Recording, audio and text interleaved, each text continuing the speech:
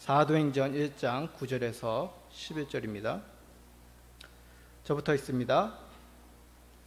이 말씀을 마치시고 그들이 보는 데 올려져 가시니 구름이 그를 가리어 보이지 않게 하더라. 올라가실 때에 제자들이 자세히 하늘을 쳐다보고 있는데 흰옷 입은 두 사람이 그들 곁에 서서 이르되 갈릴리 사람들아 어찌하여 서서 하늘을 쳐다보느냐. 너희 가운데서 하늘로 올려지신 이 예수는 하늘로 가심을 본 그대로 오시리라 하였느니라. 아멘.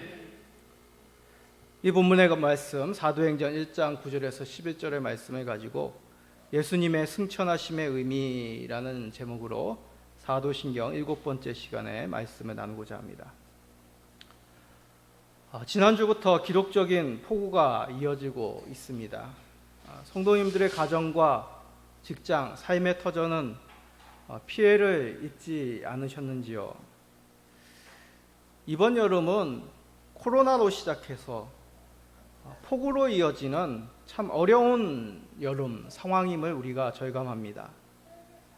그러나 어려운 상황 속에서도 우리는 감사의 제목을 찾아야 됩니다.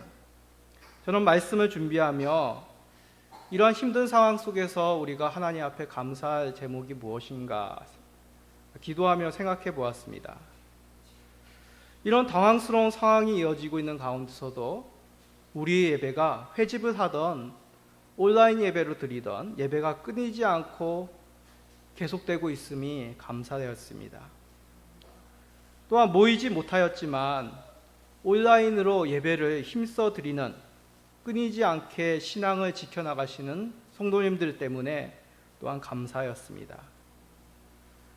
또한 비록 작은 개척교회이지만 이를 위해서 함께 기도하고 마음을 쏟고 있는 많은 교회와 성도들이 이곳 광주만이 아니라 전국에 계시고 또 이를 위해서 함께 힘쓰니 또한 그것이 감사였습니다. 오로지 하나님의 은혜임을 고백합니다. 우리가 이런 하나님의 은혜, 선물을 받았다면 우리는 힘써 교회와 또한 주님의 나라, 복음을 전파해야 되겠죠. 우리 엘림시민교회가 또한 우리 자신들이 그러한 축복의 통로가 될 수 있도록 더욱 힘써 나가시는 우리 모든 성도님 되시기를 간절히 축원드립니다.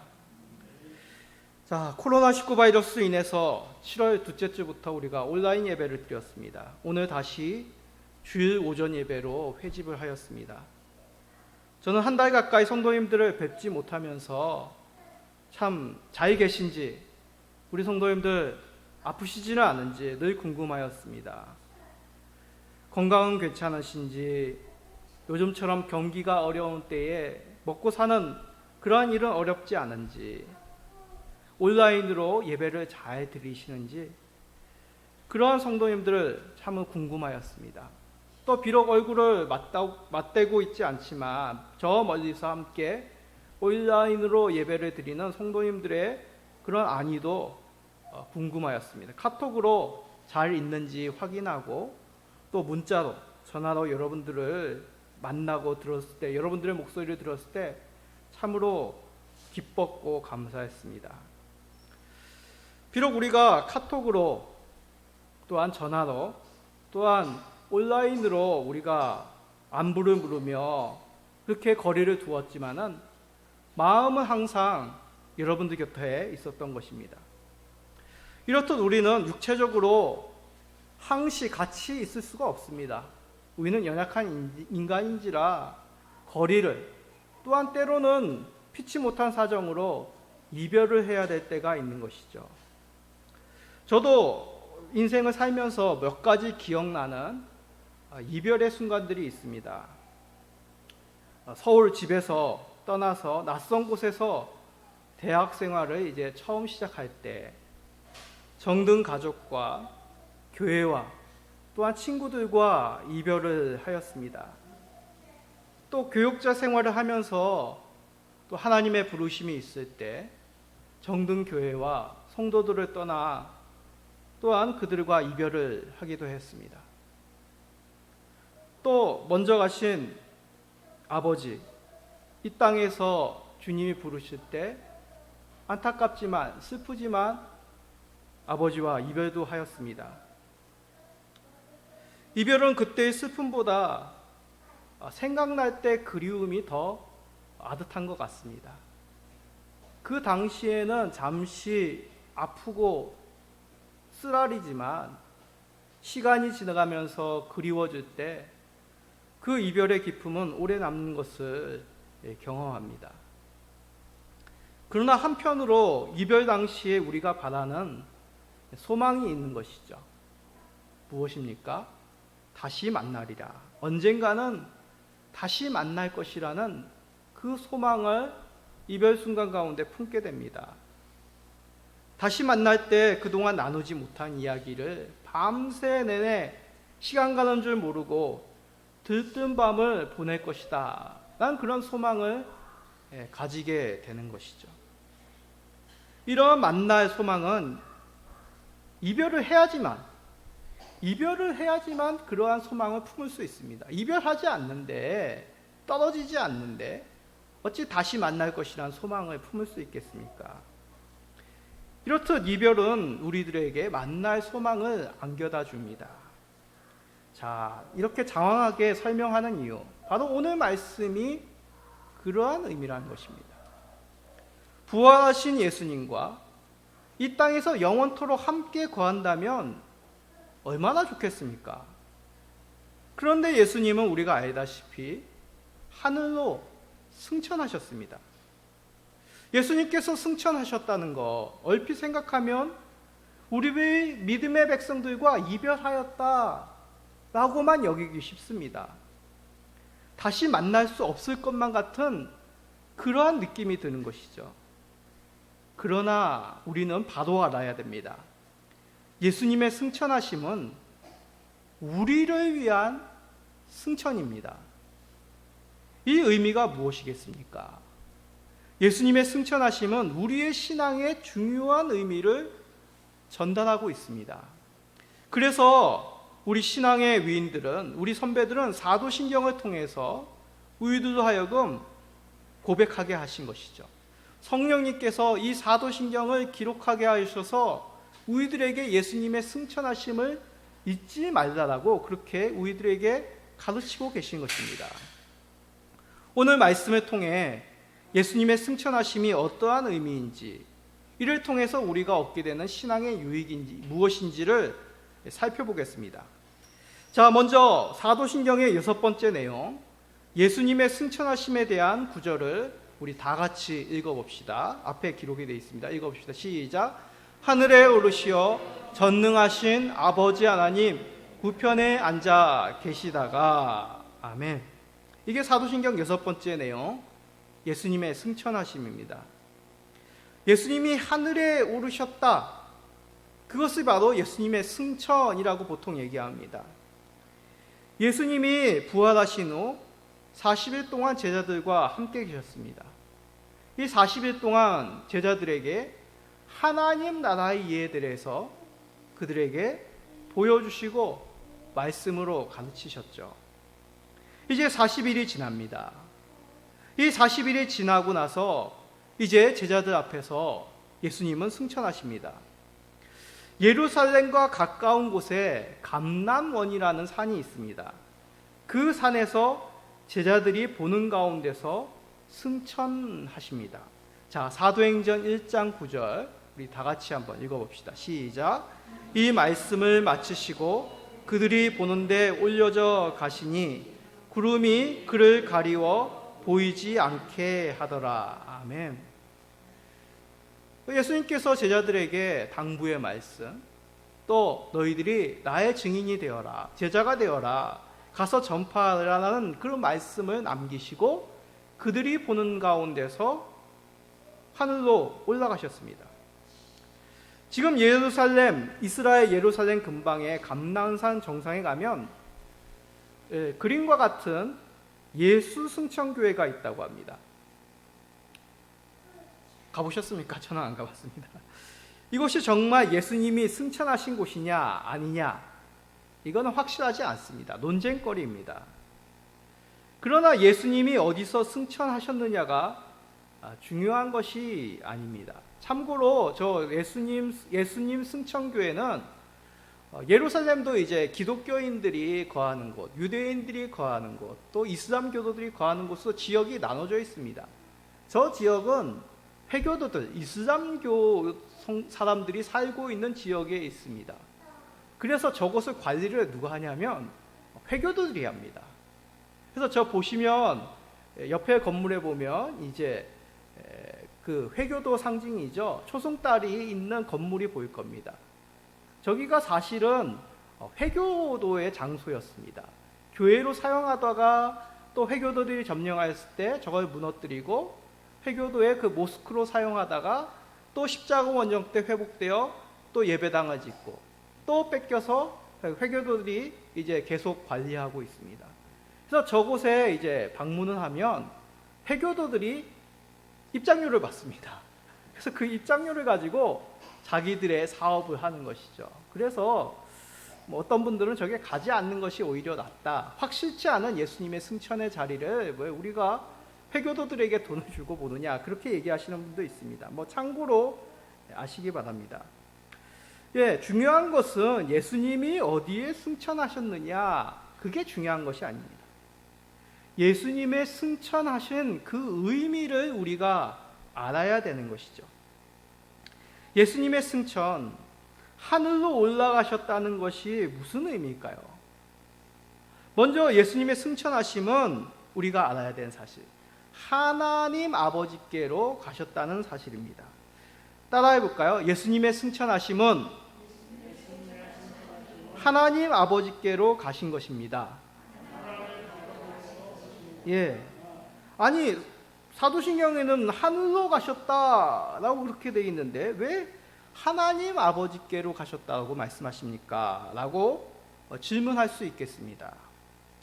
성경에서 보통 하늘이란 곳은 우리 눈으로 보는, 밖에 나가셔서 우리 하늘을 쳐다보는 그 하늘, 보통 그런 의미로도 사용되지만 대부분 성경에서 사용되는 하늘의 의미는 하나님이 계신 곳, 이것이 바로 하늘의 의미입니다.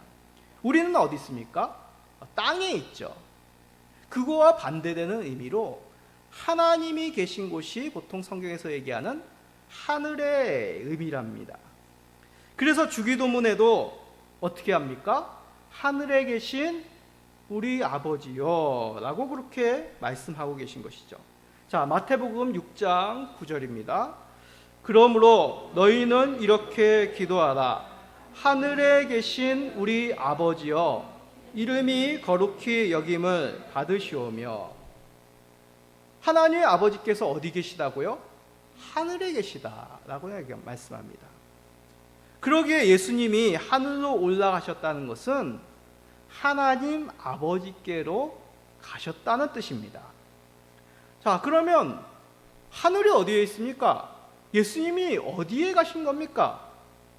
그곳이 지구상의 하늘인지, 아니면 우주의 어떤 끝인지, 아니면 우리가 알지 못한 어떤 곳인지 우리는 깨달을 수 없습니다. 알 수 없습니다. 하나님께서 어느 물리적인 공간에 계시지 않기 때문에 그렇습니다. 그러기에 하나님 아버지께서 계신 곳을 우리가 알 수 없듯이 예수님도 부활하시어 하늘로 올라가심은 어떤 우리가 알고 있는 물리적인 장소로 가셨다는 그런 뜻이 아닙니다. 하나님이 계신 곳, 하나님 품으로 돌아가셨다는 그런 의미입니다. 자, 예수님께서 하나님 아버지께로 가셨다는 것, 왜 중요하여서 이렇게 자꾸 강조하는 걸까요? 하나님 아버지는 예수님이 보내셨기 때문입니다. 자, 요한복음 16장 28절입니다. 내가 아버지에게서 나와 세상에 왔고 다시 세상을 떠나 아버지께로 가노라 하시니. 자, 이 말씀이 중요합니다. 우리 예수님이 어디로 나오셨다고요? 하나님 아버지로부터 나오셨습니다. 예수님은 하나님 아버지로부터 나오셨기에 부활하시어서 다시 누구에게로 가신다고요? 하나님 아버지께로 되돌아가신 것입니다. 자, 예를 들어 설명합니다. 우리도 무슨 일을 할 때, 밖에 무슨 일을 할 때 어디서부터 나갑니까? 집으로부터 떠납니다. 부모님 곁을 떠나 나가는 것이죠. 자, 모든 일을 마친 후에는 어떻게 하십니까? 우리가 모든 일을 밖에서 마친 후에는 어디로 돌아갑니까? 다시 집으로 돌아갑니다. 부모님 곁으로 돌아가는 것이죠.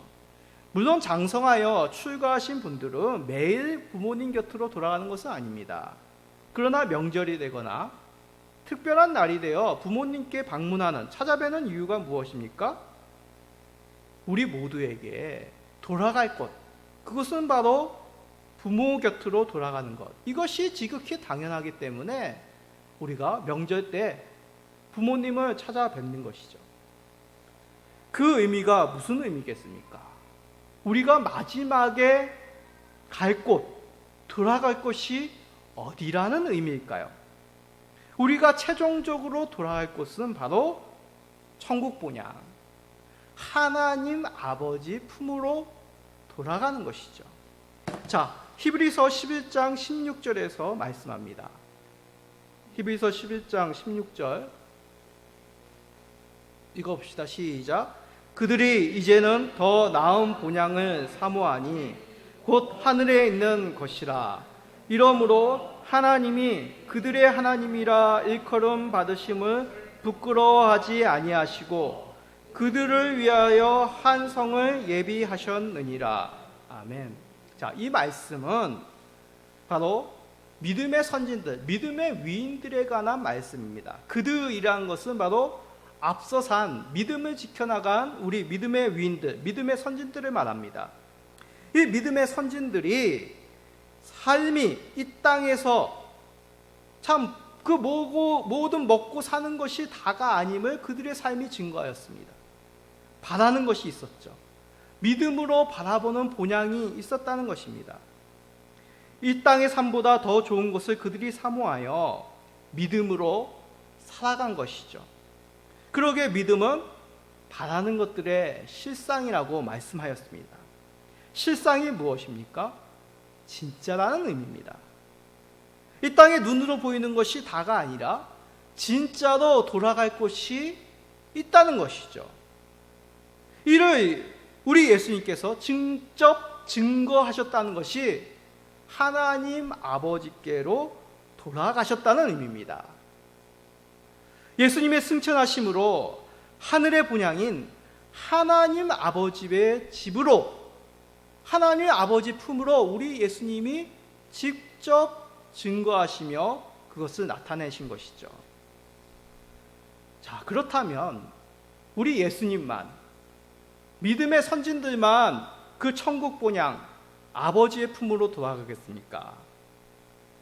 하나님께서 그들을 위하여 한 성을 예비하셨다고 합니다. 이를 다르게 말하면 우리들도 믿음의 위인들과 같이 믿음으로 천국 본향에 돌아간다는 의미입니다. 자, 우리가 잘 알고 있는 탕자의 비유를 생각해 보십시오. 탕자가 아버지 집으로 돌아갈 만한 삶을 살았습니까? 그가 한 일은 아버지의 유산을 받아서 허랑방탕하게 탕진하는 삶, 아버지께로 돌아갈 수 없는 그런 부끄러운 삶을 살았습니다. 그러나 탕자에게 있는 것이 있었습니다. 무엇입니까? 아버지께로 돌아가면 지금 이 삶보다 더 나은 삶이 있다는 것을 그는 알고 믿었습니다. 그래서 탕자는 아버지에게로 돌아가는 것이죠. 아버지의 집에 탕자가 돌아갔을 때 그 아버지의 집에는 무엇이 준비되어 있습니까? 탕자의 저지른 그 방탕한 삶과는 맞지 않는 아버지의 사랑, 아버지가 아들에게 주는 그 기쁨과 이 탕자를 용서해 주는 은혜가 그곳에 있었습니다. 자, 누가복음 15장 20절입니다. 이에 일어나 아버지께로 돌아가니라. 아직도 거리가 먼데 아버지가 그를 보고 측은히 여겨 달려가 목을 안고 입을 맞추니. 그렇습니다. 예수님께서 비유로 말씀하신 이 탕자의 비유로 이 탕자와도 같은 우리는 아버지께로 돌아갈 수 있는 그 은혜를, 그 뜻을 깨닫게 되는 것이죠. 그리고 예수님 자신도 하늘로 올라가심으로 우리가 돌아가야 할 곳이 어디인지를 직접 우리에게 증거하셨습니다. 바로 하나님 아버지의 품입니다. 우리 모든 엘림 시민교회 성도님들은 이 사도신경을 통해서 우리가 예수님과 같이 결국 하나님 아버지께로 돌아가는 그 믿음 가지시고 사모하시는 우리 모든 성도님 되시기를 간절히 축원드립니다. 자, 그럼 예수님은 하나님 아버지께로 돌아가셔서 구체적으로 무슨 일을 하고 계신 걸까요? 역시 사도신경은 우리들에게 이 부분에 대해서 가르쳐주고 있습니다. 다시 한번 사도신경 중 6번째 예수님의 승천하심에 대한 구절을 다 같이 읽어봅시다.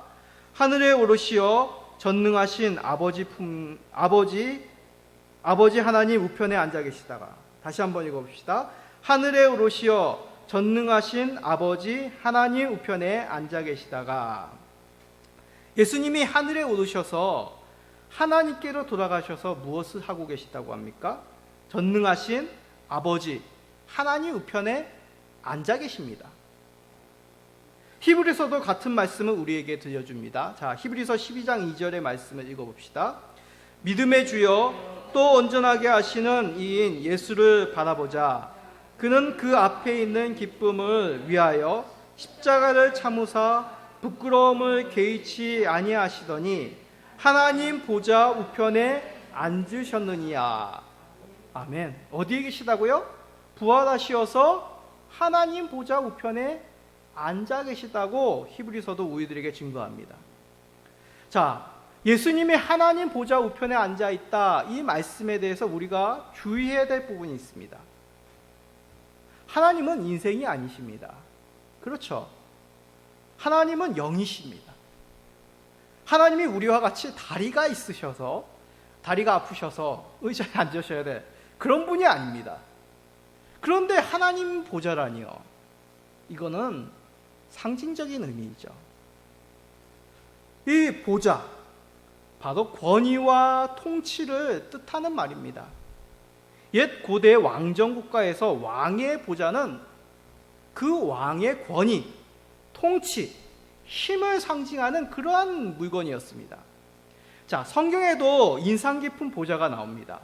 바로 열왕기상 10장에 나오는 솔로몬 왕의 보좌입니다. 그의 보좌는 부의 상징인 상아가 뭡니까? 코끼리, 어금니죠. 굉장히 고가의 물품입니다. 이 상아로 보좌를 만들었다고 합니다. 더 나아가 정금으로 그 보좌를 씌웠습니다. 또 그 보좌로 나아가는 6층계, 그 6층계 양옆에 사자로를 만들어 이렇게 꾸몄습니다. 자, 이 그림인데요, 시바 여왕이 솔로몬 왕을 보기 위해 방문한 장면을 상상하여 그린 그림입니다. 자, 보좌를 보십시오. 저 높은 곳에 금으로 씌워져 있는 보좌가 있고, 그 보좌를 오르는 6계단의 양옆에 사자상이 이렇게 세워져 있습니다. 이러한 보좌, 솔로몬 왕의 능력, 통치, 힘을 나타내는 그러한 상징입니다. 그만큼 솔로몬의 힘이 강력했다, 통치가 강력했다는 의미죠. 그러기에 하나님의 하늘 보좌는 하나님의 통치와 권능을 나타내는 그러한 상징적인 언어입니다. 그런데 예수님께서 어디에 계시다고요? 그런 하나님 보좌 우편에 앉아 계신 것입니다. 역시 상징적인 의미입니다. 자, 왕의 보좌 우편, 왕의 우편이란 것은, 우편, 바로 명예와 영광을 뜻합니다. 왕의 우편이다, 라는 것은 왕의 권위와 통치를 대신하는 이을 그 명예와 영광을 가진 자, 그 사람이 바로 왕의 보좌의 우편에 앉아 있는 것이죠. 그러기에 예수님께서 하나님 보좌 우편에 앉아 있다는 것은 하나님의 권위와 통치를 받는 그 명예와 영광을 누리시는 그 충분하신 우리 예수 그리스도의 모습을 나타내는 것입니다. 우리 예수님이 이 땅에서는 어떠한 취급을 받았습니까? 죄인 취급을 받으셨죠. 죄인과 같이 십자가에서 달리셨습니다. 그러나 부활하여 하늘에 오르셔서 하나님의 권위와 통치를 받아 지금 만물을 다스리는 그 명예와 영광을 지니셨음을 나타내는 것이 바로 하나님 보좌 우편에 앉으셨다는 의미입니다. 다르게 말하면 지금 이 순간에 세상 만물을 다스리고 계신 분이 누구시라고요? 예수 그리스도시라는 뜻입니다. 우리 눈에는 무엇인가? 우연히, 확률이, 과학이, 인연이, 그런 것들이 이 세상을 다스리는 것 같이 느껴집니다. 아닙니다. 하나님께서 그의 아들 예수 그리스도에게 모든 세상 만물을 통치하는 권세와 능력을 허락하고 그 능력으로 예수님께서 이 땅을 다스리고 계심을 믿으시기 바랍니다. 자, 이것을 보통 왕의 사역이라고 부릅니다. 우리가 예수님의 중보자 되심 때 배우지 않았습니까? 예수님이 어떠한 직분을 받으셨다고요? 왕의 직분, 제사장의 직분, 그리고 선지자의 직분을 받으셨다고 우리가 배웠습니다. 그래서 그리스도, 메시아 다 기름 부음 받은 이 삼중직을 감당하시는 우리 예수님을 나타내는 단어라고 배웠죠. 그러기에 우리 예수님 하늘에 오르시어 지금 왕의 사역을 감당하고 계십니다. 세상 만물을 다스리고 계신 것이죠.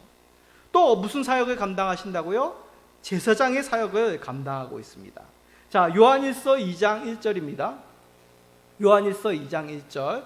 나의 자녀들아, 내가 이것을 너희에게 쓰면 너희로 죄를 범하지 않게 하려 함이라. 만일 누가 죄를 범하여도 아버지 앞에서 우리에게 대언자가 있으니 곧 의로우신 예수 그리스도시라. 아멘. 하나님 아버지 앞에서 우리 예수님이 무슨 일을 하신다고요? 대언자가 되신다고 하십니다.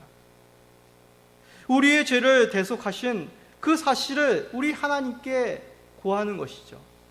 이 뜻은 역시 상징입니다. 실제로 우리 예수님께서 하나님 앞에 무릎 꿇고 우리의 죄를 대속하였습니다 라고 고하고 있겠습니까? 그러한 의미라는 것이죠. 우리를 중보하시는 제사장의 사역을 감당하고 계심은 그런 상징적인 모습으로 우리들에게 보여주고 있습니다. 또한 우리 예수님은 선지자로서 지금 일하시고 계십니다. 선지자로서 우리에게 보혜사 성령님을 보내주시죠. 그 성령님으로 말미암아 교회를 세워나가시고 성령님으로 말미암아 말씀의 사역자를 세우시고 성령님으로 말미암아 하나님의 말씀을 생각나게 깨닫게 하시는 일을 우리 예수님이 하십니다. 자, 요한복음 16장 7절입니다. 그러나 내가 너희에게 실상을 말하노니 내가 떠나가는 것이 너희에게 유익이라. 내가 떠나가지 아니하면 보혜사가 너희에게로 오시지 아니할 것이요 가면 내가 그를 너희에게 보내리니. 예, 우리 예수님이 떠나가는 것이, 제자들 곁을 떠나 하늘로 올라가는 것이 유익하다고 얘기합니까? 왜 그렇습니까? 보혜사를 보내주시기 때문에. 보혜사를 보내주셔 그 모든 것을 생각나게 하시고 깨닫게 하시는 것이죠. 이 사역을 우리 예수님께서 하늘로 올라가셔서 행하신 것입니다. 그렇습니다. 우리 예수님은 하늘로 오르시어 왕으로서, 제사장으로서, 선지자로서 지금 일하시고 계십니다.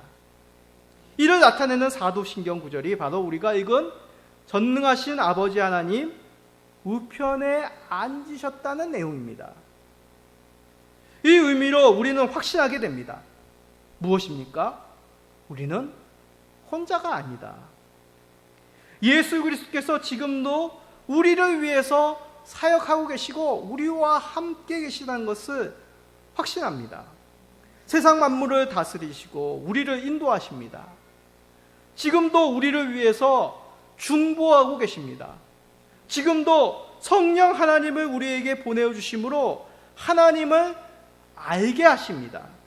그래서 우리는 기도할 때 어떻게 마무리를 합니까? 예수 그리스도의 이름으로 기도합니다. 우리가 하나님 앞에 간구할 수 있는 그 통로, 예수 그리스도만으로 가능한 겁니다. 예수 그리스도의 이름으로 우리는 응답받는 것이죠. 이 뜻이 무엇입니까? 한 번, 우리가 예수 그리스도 그 이름을 한 번, 우리 예수님이 한 번 그 일을 하셨다, 그런 의미가 아닙니다. 예전에도 하셨는데 지금도 그 일을 계속 해나가고 계신 것이죠. 우리는 어떻습니까? 힘들면 쉬어야 됩니다. 그렇죠. 쉬어야 됩니다. 우리의 육체는 한계가 있습니다. 또 급한 일이 있으면 우리는 까맣게 또 일을 잊어버리기도 합니다. 깜빡깜빡 자주 하시죠? 그런데 우리 예수님은 그렇지 않습니다. 지금도 우리를 위해서 세상 만물을 다스리시고 우리를 위하여 중보하고 계시고 우리에게 깨닫게 하신 그 성령님을 보내어 주시는 그러한 일을 쉬지 아니하시고 지금도 행하시고 계시다는 것이죠. 이를 믿고 주께 감사하시는 우리 모든 성도님 되시기를 간절히 축원드립니다. 자, 그런데 이게 다가 아닙니다. 예수님이 하늘로 오르심은 우리들에게 더 큰 유익을 주십니다. 바로 예수님도 올라가셨으니 이제 그 올라가신 바대로 어떻게 해요? 다시 내려오신다는 것이죠. 그 확신을 우리가 예수님 올라가심을 통해서 가지게 됩니다. 자, 사도행전 1장 11절입니다. 이르되 갈릴리 사람들아 어찌하여 서서 하늘을 쳐다보느냐? 너희 가운데서 하늘로 올려지신 이 예수는 하늘로 가심을 본 그대로 오시리라 하였느니라. 아멘. 그렇습니다. 예수님께서 하늘로 가신 바대로 그대로 오십니다. 자, 이 뜻을 문자적으로 이해하시지 않기 바랍니다. 예수님이 감난산에 나타나신다, 그런 의미가 아닙니다. 본 것처럼 그 모습대로 오신다는 뜻은 원수들도 깨닫고 모든 자들이 알도록 반드시 확실히 우리 예수님이 오신다는 것이 본 그대로 오신다는 의미입니다. 그래서 예수님이 여기 있다, 저기 있다, 저기 나타나신다, 그런 말에 현혹될 필요가 없습니다. 예수님이 감난산에만 나타나시는 것이 아닙니다. 어떤 한 특정 지역에만 나타나는 것이 아닙니다. 모든 자들이 예수님을 믿지 않고 대적하는 자들도 두려워, 이를 알고 부끄러워 숨을 만큼 우리들에게 분명한 모습으로 이 땅 가운데 확실히 진실되게 오신다는 뜻이 본 그대로 오신다는 그런 의미입니다. 예수님께서 오르신 바대로 반드시 내려오시면 무슨 일이 일어나겠습니까? 완전한 구원과 심판입니다. 자, 심판에 대한 내용은 우리 사도신경 다음 시간에 다루도록 하겠습니다. 그러면 완전한 구원, 아니 구원은 구원이지 무슨 완전한 구원이 있습니까? 자, 있습니다. 데살로니가 4장 16절에서 17절 우리 읽어봅시다. 주께서 호령과 천사장의 소리와 하나님의 나팔 소리로 친히 하늘로부터 강림하시리니 그리스도 안에서 죽은 자들이 먼저 일어나고 그 후에 우리 살아남은 자들도 그들과 함께 구름 속으로 끌어올려 공중에서 주를 영접하게 하시리니 그리하여 우리가 항상 주와 함께 있으리라. 아멘. 우리는 예수님을 믿음으로 이미 구원을 받았습니다. 구원 받으셨죠? 그러나 성경은 또 우리들에게 구원을 아직이라고 그렇게 가르치고 있습니다. 그 뜻이 무엇입니까? 예수님이 가신 바대로 다시 오실 때 우리에게 완전한 구원이 이루어진다고 말씀합니다. 예수님이 오시면 우리가 주를 맞이하게 됩니다. 데살로니가전서는 우리들에게 말씀하고 계신 것이죠. 자, 스서를 말씀합니다. 먼저 그리스도 안에서 죽은 자들이 일어나 하늘로 부름받습니다. 그리고 우리 남은 자들도 구름 속으로 끌어올려 간다고 말씀합니다. 자, 구름은 하늘에 있는 그런 구름이 아닙니다. 여기서 얘기하는 구름이란 하나님의 임재의 상징, 하나님이 계실 때 어떻습니까? 빽빽한 구름이 둘러싸죠. 요한사도가 요한계시록을 통하여 그 하나님 보좌에 있는 빽빽한 구름을 보았습니다. 광야 시대 때 모세의 장막, 그 장막에도 하나님의 임재 당시 빽빽한 구름으로 가득하였습니다. 그런 의미의 구름입니다. 그러기에 하나님 계신 곳으로 우리도 불려 올려져 간다. 그것이 바로 우리를 구름 속으로 끌어올린다는 그런 의미인 것이죠. 항상 주와 함께 있습니다. 구름으로 하나님 계신 곳으로 끌어올려져 항상 영원토록 주와 함께 있게 됩니다. 자, 이것이 휴거의 의미가 아닙니다. 구체적으로 우리가 어떤 하늘, 눈에 보이는 물리적인 그 하늘로 올라간다는 그런 의미, 문자적인 의미로 봐서는 안 되는 것이죠. 역시 상징적인 의미입니다. 주께 부름받아 새하늘과 새 땅, 그 하나님의 천국 본향으로 들어간다는 표현이 우리가 구름 속으로 끌어올려 공중에서 주를 영접한다는 그런 의미입니다. 예수님의 승천은 이렇듯 우리에게 완전한 구역, 주님께서 다시 올라가신 바대로 내려오실 때 완전한 구원이 있음을 우리들에게 확실하게 증거하고 계신 것이죠. 예수님의 구원의 의미, 예수님의 승천의 그 깊은 의미를 우리가 더욱 확신하며 가지시는 우리 모든 성도님들이 되시기를 바랍니다. 그러기에 예수님의 승천을 아쉽게만 여길 수 있겠습니까? 물론 영적인 의미로 예수님은 우리와 함께 계십니다. 보통 그렇게 말씀하지 않습니까? 예수님은 어디 계십니까? 예수님 우리와 함께 계십니다. 우리는 그렇게 대답합니다. 그러나 엄밀히 말하면 예수님은 승천하시어 하나님 보좌 우편에 앉아 계시다. 지금도 우리를 위해 중보하시며 세상의 만물을 다스리고 계십니다. 우리로 하여금 하나님을 알게 하십니다. 가신 바대로 오심을 증거하며 완전한 구원을 우리가 소망케 하시는 그러한 일을 우리 예수님이 하고 계시다는 것이죠. 이 땅의 것을 바라면 소망이 생기는 것이 아니라 사라집니다. 세상의 육수, 세상에 돌아가는 일들만 골똘히 생각하면 도저히 살맛이 나지 않더군요. 그러나 승천하신 주님을 생각해 보십시오. 소망이 생깁니다. 다시 만날 소망. 그 천국 하나님 본향 하나님 그 품에 안겨 영원토록 함께 주님과 앞서간 우리 믿음의 선배들과 함께 살 그 소망이 예수님의 승천하심을 생각할 때마다 새록새록 생겨납니다. 우리 성도님들, 어디 기댈 곳이 없는 이 세상 속에서 하늘 본향 소망하시기 바랍니다. 우리도 주님과 같이 그 들림받을 그 은혜를 소망하며 믿음으로 바라보시어 더욱 승리하시는 우리 모든 성도님 되시기를 예수 그리스도의 이름으로 간절히 축원드립니다. 아멘.